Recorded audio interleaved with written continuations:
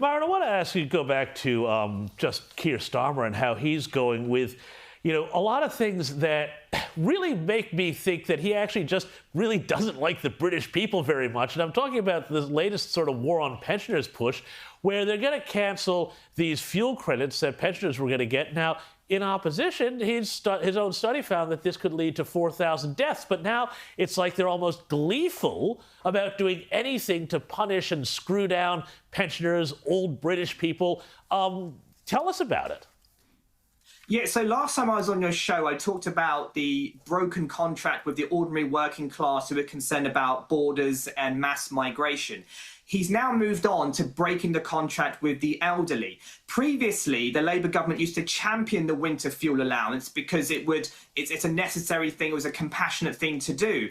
But what's happened now is he's cut it, and the veneer of compassion that the left Labour Party used to have has been completely ripped apart. And they are now the party, the nasty party. And it's not just for cutting the winter fuel allowance, it's the way that they've done it. They said they had no choice, but the reality is manifesto after manifesto in previous campaigns, they protected the winter fuel allowance. But in this manifesto, they deliberately didn't protect the winter fuel allowance, which suggests this was premeditated. They then went into government and declared there was a 22 billion black hole in the finances, which has got nothing to do with the 10 billion pounds they spent on the union's inflation pay-busting deals. It has got nothing to do with the 11.5 billion they spent on foreign climate aid.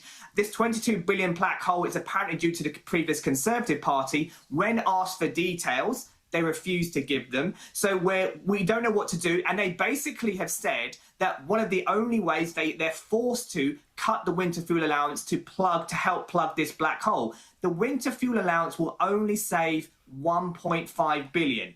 And get this, one of the ministers of the Labour Party said, if we did not cut the winter fuel allowance, there would be a run on the pound and the economy would collapse. I've never heard such a barefaced lie to the British people.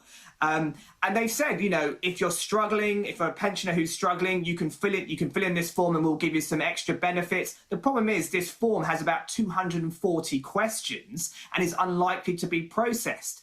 And even if there are 800,000 pensioners who would benefit from this extra tax break, this extra allowance, if they would all apply, it would negate the saving made by cutting the winter fuel allowance in the first place. So the whole thing is a fiasco. And apart from the pensioners themselves, the Labour backbenchers are enraged because their constituents are filling their email inbox pleading with them not to do this. They are well and truly the nasty party of Britain. They certainly are, Myron, and I'd go beyond that and say they're the evil party, because at the same time as they're denying old age pensioners and so on heating, much of it driven by mad climate change ideology, they're pouring in immigrants and giving them mobile phones and accommodation in hotels and all the rest of it, characters coming from all around the world. Absolutely disgraceful. Just quickly, Myron, Suella Braverman, who I always thought, along with Kemi Badenoch, was the hope of the side for the Tories, she made an interesting comment the other day on white privilege. Have a listen. This concept of white privilege is a nonsense to me. Say that to the white working class boys in Britain who are the most underachieving when it comes to literacy and numeracy and school outcomes. How's this message received, Myron? Well, there's always going to be people who are going to be triggered by this, but she's absolutely right. I mean, we have an ethnic minority, an Indian origin Prime Minister, Rishi Sunak. If you look at the cabinet of the Conservative Party who were in government recently, many of them were of an ethnic minority. We have whole towns and some cities even where the white population are in a minority. You'll have, as Suella Braverman mentioned, white working class boys are the most left behind of all groups. And then you have the whole grooming gang scenario, which Suella Braverman brought up again, which everyone needs to understand. White working class girls were allowed to be abused on an industrial scale in the most abominable, horrific way possible.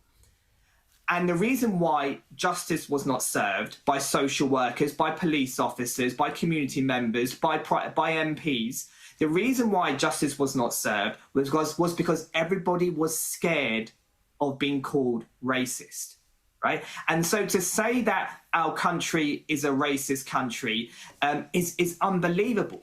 So this idea of white privilege needs to be firmly put in the bin. Instead, I believe we need to be looking a little bit at brown privilege or black privilege, because there are certain things that are becoming overly normalized, where it is becoming okay to turn on the white man, the white woman, and cast them aside and cast insults and treat them in a certain way. And that's what the grooming gang scenario really highlights. And so Suella Braverman is absolutely right. But of course, she's always going to trigger some people. Mayuran Senthilnathan, fantastic to chat to you again, and we'll chat to you very soon. And you're absolutely right. Brown privilege, black privilege, you've opened a whole argument there. Fantastic stuff. Great, we'll chat to you in a couple of weeks.